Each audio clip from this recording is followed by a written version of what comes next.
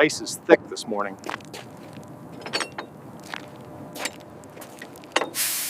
Hope the heaters hold up. Their armor units have advanced 30 miles past the river barrier. At this rate, the airfields will be overrun by morning. We must initiate the counter immediately.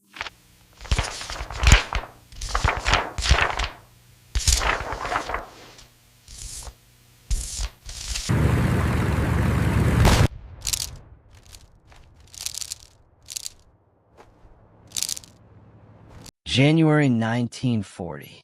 A cold morning settles over a quiet American airfield. Frost clings to metal wings. Engines sit silent. The United States is not yet at war, but the world beyond its shores is already burning. In Europe, armies move faster than history can record them. German columns roll across borders. British forces retreat to the sea. War has become a contest of speed, coordination, and supply. Men must be moved. Guns must follow. Fuel, food, ammunition. Everything must arrive on time, or not at all. But on this airfield, there's a problem no headline mentions. America has no true heavy-lift military transport aircraft.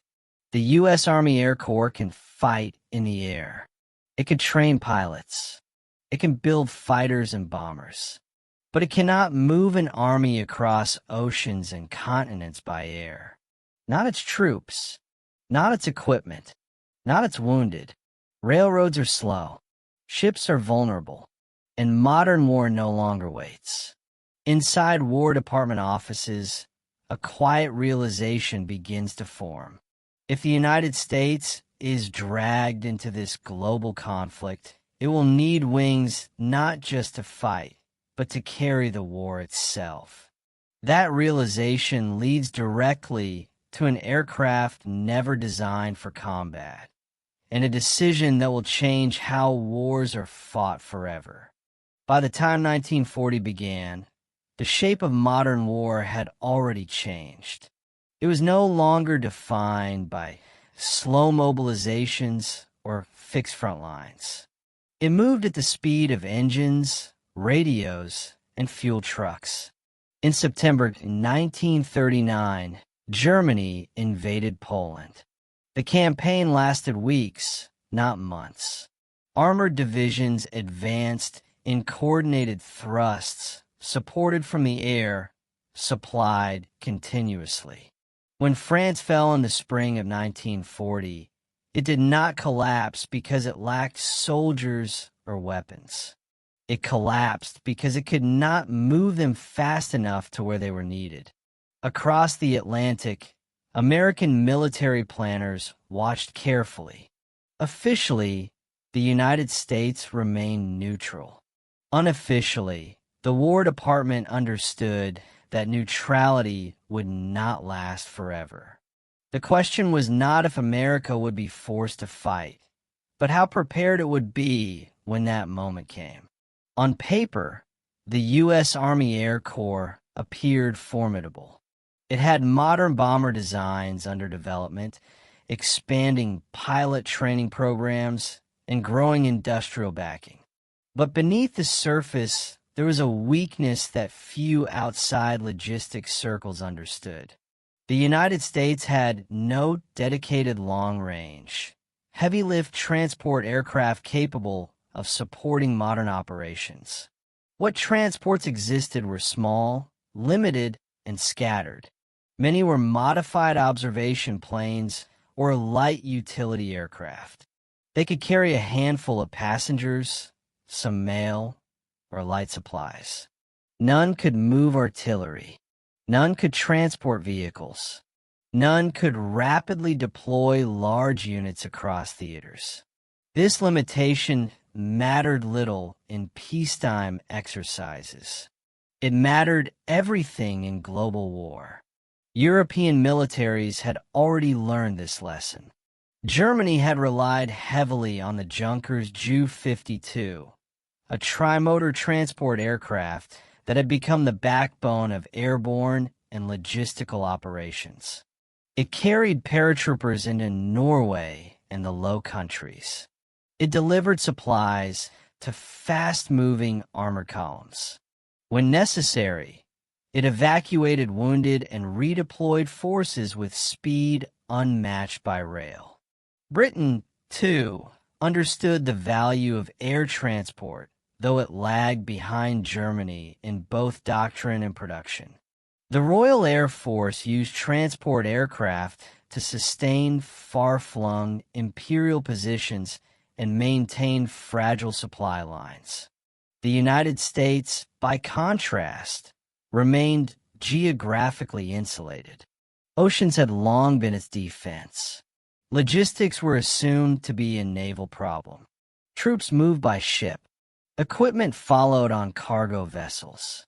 Air power was designed primarily to destroy, not to carry. That assumption was already outdated.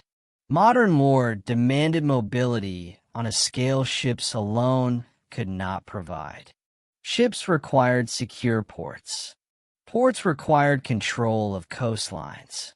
And coastlines could be contested, bombed, or bypassed.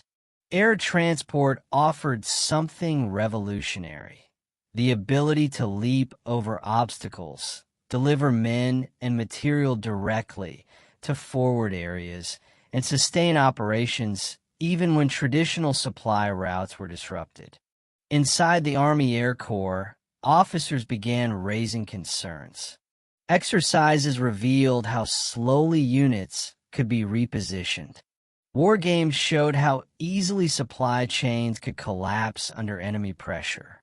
Reports circulated quietly, warning that without air transport, airborne operations were impossible, and rapid reinforcement even more so. Yet building a new aircraft from scratch would take years. Design, testing, production, training, time the United States might not have. Meanwhile, the global situation deteriorated. By mid-1940, France had fallen. Britain stood alone. The Battle of Britain raged in the skies. Axis forces expanded across Europe and North Africa. The war was no longer regional. It was global. American industry began to mobilize cautiously. Aircraft factories expanded. Contracts multiplied. But most effort focused on fighters and bombers, the visible symbols of air power. Transports remained an afterthought, until one uncomfortable truth became impossible to ignore. If the United States entered the war, it would not be fighting on one front. It would fight in Europe, in Africa, in Asia, and across the Pacific. These theaters were separated by thousands of miles of ocean, jungle, desert, and mountain. Victory would depend not just on firepower, but on the ability to move entire armies across that distance. And at that moment, the United States had no aircraft capable of doing it. That realization forced planners to look not forward to revolutionary designs, but sideways, towards something that already existed, flying quietly over American cities, carrying businessmen and mail on predictable civilian routes. A civilian airliner that had already solved the problem of range, reliability, and payload, long before war demanded it. Long before it was associated with war. The aircraft that would solve America's transport crisis was already transforming another world entirely. In the mid-1930s, commercial aviation was still a fragile industry. Air travel was expensive, uncomfortable, and often unreliable. Aircraft required frequent maintenance. Routes were limited. Weather-grounded flights without warning. For most Americans, flying remained a novelty rather than a necessity. That changed with the Douglas DC-3, introduced in 1935 by the Douglas Aircraft Company. The DC-3 was not revolutionary because it was fast or heavily armed. It was revolutionary because it worked consistently, economically, and safely. It could fly farther than its competitors, carry more passengers, and operate from shorter, rougher airfields. For the first time, airlines could turn a profit carrying passengers alone, without relying on mail contracts. By the late 1930s, the DC-3 dominated American skies. It formed the backbone of United Airlines, American Airlines, Eastern Airlines, and TWA. Pilots trusted it. Mechanics praised its simplicity. Airline executives built entire route networks around its reliability. What made the DC-3 successful in civilian service were precisely the qualities the military lacked. It had a robust airframe. It had dependable twin engines. It had long-range, stable handling, and a payload large enough to matter. As war planners searched for solutions in 1940, attention turned naturally toward Douglas. Not because Douglas had designed a military transport, but because it had already built an aircraft that solved the logistical problem of distance. Inside the Army Air Corps, discussion shifted. Instead of asking how to invent a transport aircraft, officers asked a more practical question. Could an existing civilian design be adapted for war? The answer was not obvious. The DC-3 had been designed for comfort, not combat. Its cabin had windows, insulation, and seating. Its floor was not reinforced for heavy loads. It had no large cargo doors, no provisions for parachute drops, no structural hardpoints for military equipment. But redesigning an aircraft was still faster than starting from nothing. Douglas engineers began working with military officials to explore modifications. The idea was not to turn the DC-3 into something it was not, but to strip it down to what war required and strengthen what war would punish. Early military versions appeared under the designation C-39 and later C-41. These were transitional aircraft partially converted from civilian models. They carried troops, staff officers, and light cargo. They proved useful, but also revealed limitations. Loading was slow. Weight restrictions remained. The aircraft could not yet fulfill the role planners envisioned. Still, the potential was undeniable. The more the Army examined the DC-3 structure, the clearer the path became. The airframe could handle more weight if reinforced. The fuselage could accept a large cargo door if redesigned. The landing gear could operate from rough fields already used by the aircraft in civilian service. What was needed was not a conversion, but a purpose-built military version derived from civilian success. As global tensions increased, urgency replaced hesitation. By late 1940, President Franklin D. Roosevelt had committed the nation to becoming the arsenal of democracy. Even without formal entry into the war, American factories were producing weapons for allies. Aircraft production accelerated at unprecedented speed. Within Douglas Aircraft, this meant a transformation of scale and purpose. Assembly lines that once built airliners for commercial routes were now being retooled for war. Engineers worked under pressure not to innovate, but to adapt quickly, reliably, and in numbers. The military issued clear requirements. The new aircraft must carry heavier loads. It must deliver paratroopers. It must be able to load vehicles and artillery.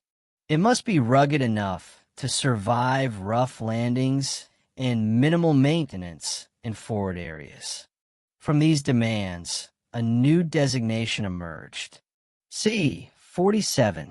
It was not a glamorous aircraft. It would never break speed records or dominate headlines.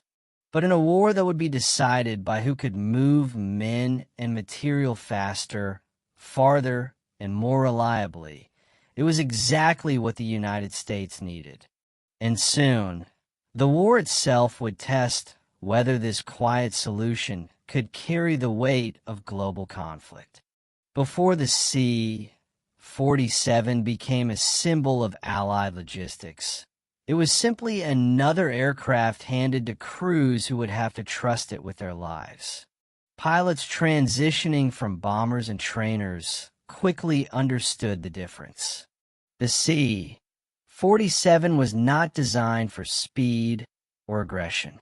It demanded patience. It rewarded precision. Its value was measured not in enemy aircraft destroyed, but in hours flown without failure. Loadmasters, a role barely defined before the war, became essential. They calculated weight distribution by hand. They learned how to secure jeeps, artillery pieces, fuel drums, and crates of ammunition so they would not shift during flight. A mistake could tear the aircraft apart before it ever reached the front. Ground crews worked in conditions far removed from factory floors. Muddy airstrips, tropical heat, Arctic cold. Maintenance manuals were followed when possible and improvised when not. The aircraft's simplicity made survival possible. Its engines could be serviced with limited tools. Its systems were forgiving in ways more complex aircraft were not. For paratroopers, the C-47 was not transportation. It was the last quiet space before combat. Red lights, hooked static lines, the vibration of engines steady and relentless. When the green light came on, it was the aircraft that determined whether they would land together or scattered across the battlefield. In this way, the C-47 became something more than a machine. It became a constant presence in the lives of thousands who depended on it to arrive, return, and fly again. In an era obsessed with faster fighters and heavier bombers, the C-47's importance lay in what it did not try to be. It was not fast. It was not heavily armed. It carried no bombs. But it did something far more valuable. It worked under conditions that destroyed more fragile aircraft. Its Pratt & Whitney R-1830 radial engines were proven and dependable. They tolerated poor fuel, irregular maintenance, and long hours. The aircraft's wide wings provided stable lift even at low speeds, critical for overloaded takeoffs from short or damaged airstrips. Structural reinforcements transformed the DC-3 airframe into something tougher. A strengthened floor allowed concentrated loads. A large cargo door changed the speed of loading operations. Hoist attachments allowed equipment to be pulled aboard without specialized ground infrastructure. In technical terms, none of these features were revolutionary. Together, they made the aircraft indispensable. The C-47 could land where bombers could not. It could take off where runways barely existed. It could fly predictable, repeatable missions day after day. In war, predictability is power. Military planners soon realized that the C-47 was not supporting operations. It was enabling them. Without air transport, airborne doctrine was theoretical. Paratroopers without resupply were isolated. Advancing armies without fuel were stalled. Forward airfields without spare parts were abandoned. The C-47 changed that equation. It allowed commanders to think beyond roads and ports. Supplies could arrive behind enemy lines. Reinforcements could be rushed to threatened sectors. Entire operations could be planned around airlift rather than rail schedules. This shift altered strategy itself. Operations were no longer limited by geography alone. Mountains, rivers, and destroyed infrastructure became obstacles, but not barriers. As Allied planning grew more ambitious, the pressure on transport aviation increased. The aircraft that had begun as an adaptation was now becoming central to how the war would be fought. And with that pressure came a final realization. To understand the C-47's true impact, it was not enough to study how it carried supplies. One had to examine who made the decisions, who faced the enemy's capabilities, and how industrial power transformed necessity into overwhelming force. The decision to adopt the C-47 was not driven by idealism. It was driven by urgency. Senior officers in the Army Air Forces understood that the war would not wait for a perfect aircraft. What mattered was speed of production, reliability in service, and the ability to scale. The C-47 offered all three. General Henry H. Hap Arnold, Chief of the Army Air Forces, consistently emphasized that air power was more than combat aircraft.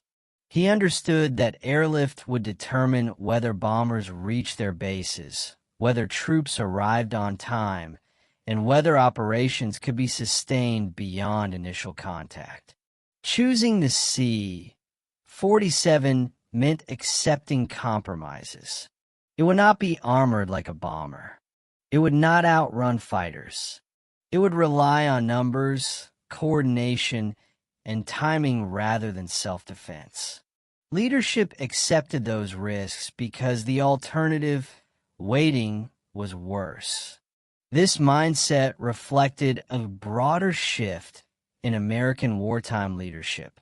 Decisions were increasingly measured not by theoretical superiority, but by practical outcomes. If an aircraft could be built quickly, flown by average crews, and maintained in primitive conditions, it was more valuable than one that promised perfection but arrived too late. In that sense, the C-47 was not just an aircraft choice. It was a leadership philosophy made aluminum. Axis powers entered the war with a head start in transport aviation. Germany's Ju-52 had proven the value of air mobility early in the conflict. It enabled rapid deployments and airborne assaults that shocked opponents unprepared for vertical envelopment. But it also revealed limitations. The aircraft was slow, vulnerable, and limited in payload. As the war expanded, those weaknesses became costly. Ju-52 losses mounted under Allied fighter opposition. Supply efforts like the airlift to Stalingrad exposed the danger of relying on inadequate transport capacity. The C-47 did not merely match the Ju-52. It surpassed it in range, payload efficiency, and durability. While still vulnerable, it benefited from better engines, improved reliability, and integration into a growing Allied air superiority network. This mattered strategically. Where Axis airlift struggled under attrition, Allied airlift expanded. The difference was not just aircraft design. It was industrial depth and doctrine aligned around sustained operations rather than short-term gains. Behind every C-47 in the air stood an industrial system operating at full strain. Douglas production lines expanded rapidly. Workers trained others as fast as they themselves were trained. Women entered factories in unprecedented numbers. Processes were simplified, standardized, and accelerated. This was not innovation driven by luxury. It was innovation driven by necessity. Each completed aircraft represented more than metal and rivets. It represented the ability to move wounded soldiers out of combat zones, to deliver food to besieged units, to connect distant fronts into a single war effort. The moral weight of that mission mattered. Transport aircraft did not destroy cities. They sustained life. They made victory possible without spectacle. As production surged and deployment widened, the C-47 moved from solution to system, from response to crisis to foundation of Allied mobility. And soon, that foundation would be tested not in theory, but in the unforgiving reality of global war. The transformation from concept to consequence did not happen gradually. It happened under pressure. When the United States officially entered the war in December 1941, the demand for airlift surged overnight. What had been a looming requirement became an immediate necessity. Forces had to be deployed across oceans. Supply lines had to be established where none existed. The C-47, still new to large-scale military service, was suddenly indispensable. Douglas production lines accelerated again. Civilian finishes disappeared. Windows were reduced or eliminated. Insulation was stripped. Floors were reinforced with metal strong enough to carry vehicles and artillery. A large double cargo door was cut into the fuselage. A hoist attachment was installed above it. The aircraft that emerged retained the DC-3's graceful shape, but none of its civilian intent. This was a machine built for repetition, landing, unloading, taking off, and doing it again.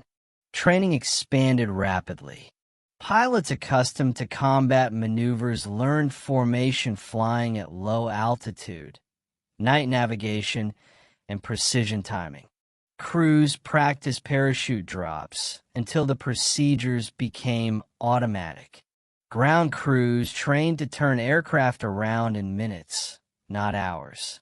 The C-47 entered its first major theaters quietly. In North Africa, it carried supplies across desert distances where trucks bogged down and ports were limited. In the Pacific, it linked island airstrips separated by open ocean. In China and India, it flew routes no road or rail line could match. Each mission revealed new strengths and new dangers. The aircraft was slow. It was vulnerable to fighters and ground fire. It depended on air superiority to survive in contested skies. Losses occurred. Crews learned to fly low to avoid radar, high to clear terrain, and always within narrow margins of fuel and weather. But it kept flying. By 1942, airborne operations moved from experimental to operational.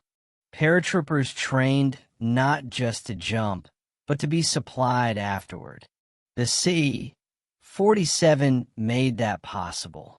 It dropped ammunition, food, medical supplies, and reinforcements with a reliability commanders could plan around. In July 1943, during the Allied invasion of Sicily, the aircraft faced its first large-scale airborne test under fire. Hundreds of C-47s carried American and British paratroopers across the Mediterranean. Navigation errors, weather, and enemy fire caused scattered drops and losses. The operation exposed weaknesses in coordination and identification, but it also proved something crucial. Despite confusion and casualties, the aircraft delivered thousands of soldiers behind enemy lines. It returned again and again under fire. It absorbed lessons quickly: better formation discipline, improved identification markings, refined drop procedures. The C-47 was not flawless. It was adaptable. Every major operation expanded its role. It towed gliders carrying troops and equipment. It evacuated wounded under fire. It delivered fuel in drums to advancing units. It carried entire headquarters staffs into newly secured areas. By the time Allied planners prepared for the largest operation of the war, the aircraft was no longer experimental or supplementary. It was central.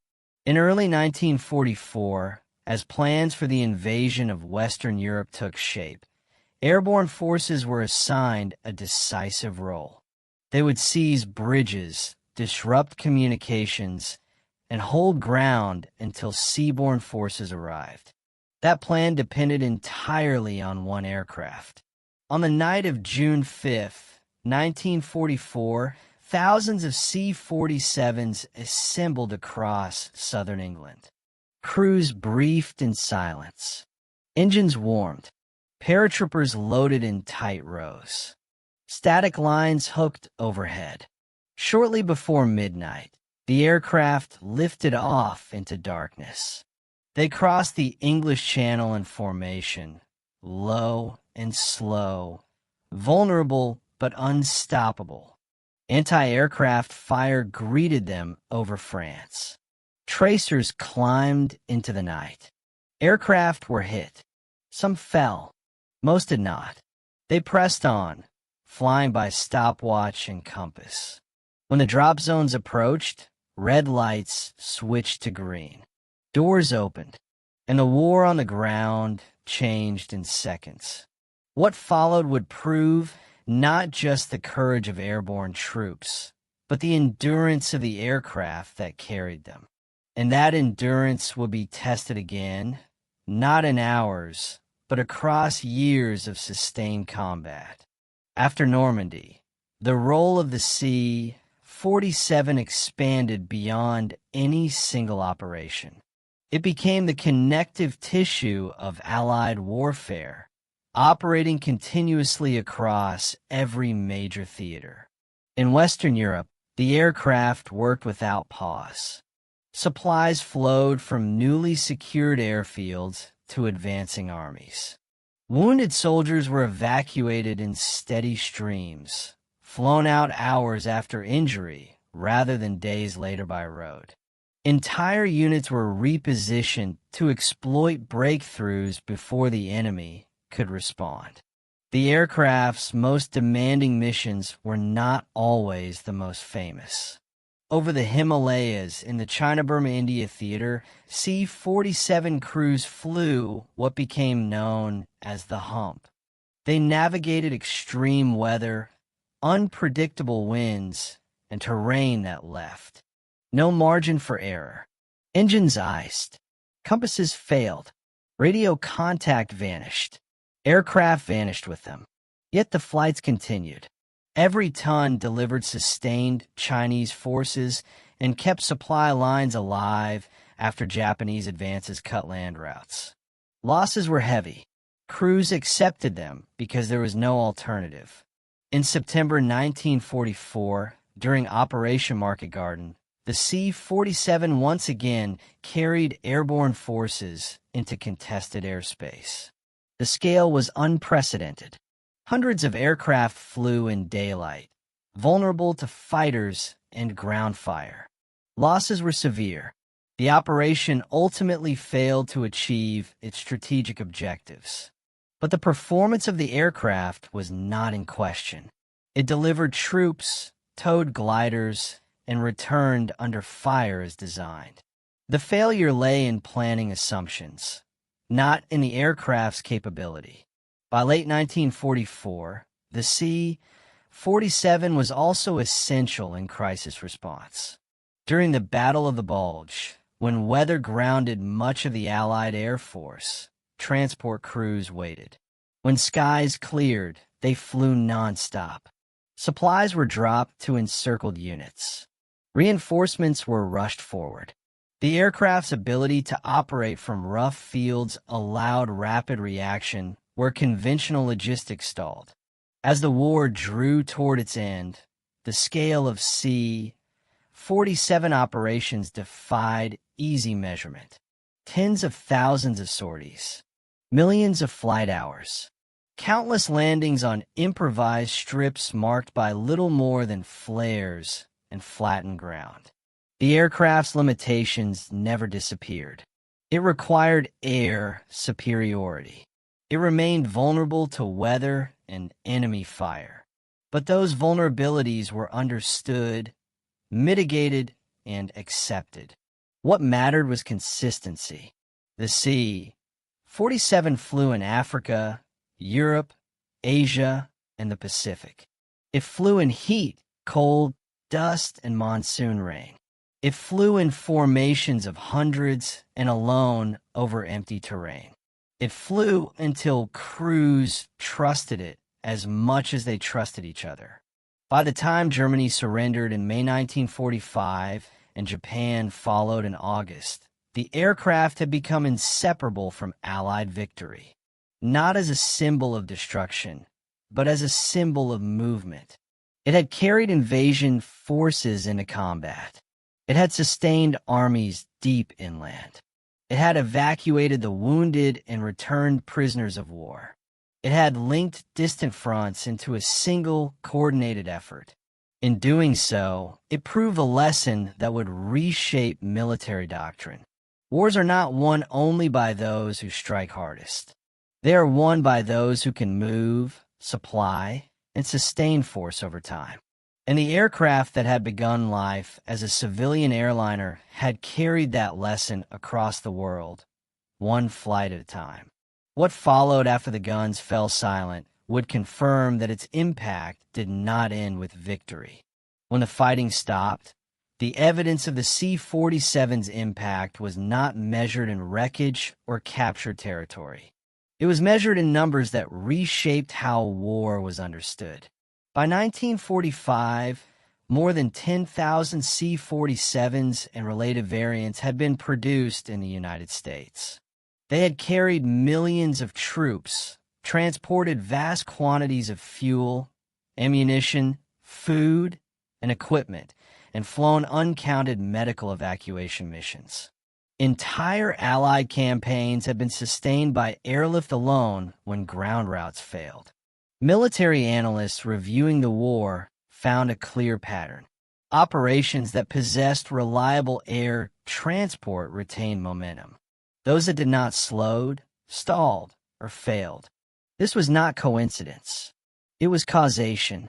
The presence of the C-47 allowed Allied commanders to operate with flexibility unknown in earlier conflicts. Forces could be concentrated quickly. Reserve could be repositioned without weeks of preparation. Supplies could bypass destroyed infrastructure and arrive directly where needed. In the Pacific, where distances were vast and terrain unforgiving, this capability was decisive. Isolated garrisons survived because transport aircraft reached them. New airfields became operational not because engineers arrived by ship, but because men and equipment arrived by air first. In Europe, the same principle applied. The rapid advance after the Normandy breakout depended on fuel and ammunition moving forward faster than the enemy could retreat. When rail lines were bombed and bridges destroyed, the C-47 filled the gap. The aircraft also changed expectations for casualty survival. Wounded soldiers were no longer resigned to days-long evacuation journeys. Many reached surgical care within hours. Survival rates improved not through new medicine, but through speed. Official reports reflected this shift. Logistics officers emphasized airlift as a permanent requirement rather than an emergency measure. Commanders who had once seen transport aviation as secondary now treated it as integral. The war had revealed a truth difficult to ignore. Air superiority meant little if forces could not be sustained once they arrived. The C-47 did not win battles on its own. It made winning battles possible. It ensured that success could be exploited rather than wasted. That distinction mattered in a war fought across continents. As victory celebrations faded, planners turned their attention to the future. They studied what had worked, what had failed, and what could not be allowed to happen again. The conclusions were clear. Any future conflict would demand even greater mobility, larger forces, faster response, wider reach. The aircraft that had been born of necessity was now a benchmark, and its influence would not end with demobilization. Because even as soldiers returned home and factories slowed, the world they returned to had been permanently reshaped by the ability to move people and supplies through the air. That realization would guide decisions long after the war ended. In the months following the war, the skies did not empty. They changed. Thousands of C-47s remained in service as military planners reconsidered what air power truly meant in a world no longer defined by immediate combat. The aircraft that had once supported invasion now supported stability. Nowhere was this more visible than in post-war Europe. Cities lay damaged. Rail networks were shattered. Roads were unreliable. When political tensions escalated in Berlin in 1948, the lessons of the recent war were put to the test again. Although newer aircraft would play major roles, the foundations of the Berlin airlift rested on experience gained with the C-47. The doctrine, procedures, and confidence in sustained airlift had been forged during the war years. Beyond military service, the aircraft entered civilian life once more, this time transformed by its wartime experience. Surplus C-47s were sold, converted, and flown across the world. Airlines in Europe, Asia, Africa, and South America adopted them as foundational transports. Remote regions gained air connections where none had existed before. The aircraft's ruggedness made it ideal for undeveloped infrastructure. Gravel strips, grass fields, high-altitude routes. The same qualities that sustained armies now connected economies. For militaries, the C-47 became a reference point rather than an endpoint. New transport designs followed, larger and faster, but none ignored the principles it had proven. Reliability mattered. Simplicity mattered. Numbers mattered. Doctrinal manuals changed. Airlift was no longer an auxiliary function. It became a core mission alongside combat aviation. Specialized commands were formed. Training pipelines standardized. Logistics planning began with air transport as an assumption rather than a contingency. This shift influenced Cold War strategy directly. Rapid deployment forces, humanitarian relief operations, and crisis response all depended on the ability to move men and material by air. The lineage traced back unmistakably to the wartime experience of the C-47. Even technologically, its legacy endured. Engineers learned that adaptability could outweigh specialization. An aircraft that could be built quickly, modified easily, and maintained in austere conditions offered strategic value beyond its specifications. As decades passed, many C-47s continued flying. Some carried cargo. Some carried passengers. Others were preserved in museums. their interiors stripped back to reveal the utilitarian design that once sustained a global war. They were not remembered for speed or firepower. They were remembered for showing up again and again when no other solution existed. And as history moved forward, the quiet lesson they carried remained relevant. The power to move shapes the power to decide. That truth, proven in wartime skies, would outlast the aircraft itself. In the end, the story of the C-47 is not about invention. It is about recognition. Recognition that modern war is not only fought at the point of contact, but across the long, fragile lines that feed it. Recognition that victory depends as much on endurance as on force. And recognition that the most important machines are often the least celebrated. In 1940, the United States faced a problem it could not ignore. It could build fighters. It could design bombers. But it could not move an army through the air. The solution did not arrive as a radical breakthrough. It arrived as a practical adaptation, an aircraft already trusted, already proven, reshaped by necessity.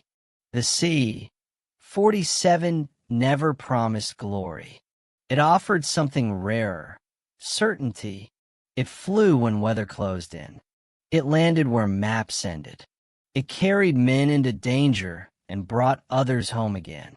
It did not define moments of destruction, but moments of continuity, the ability to keep going when momentum mattered most.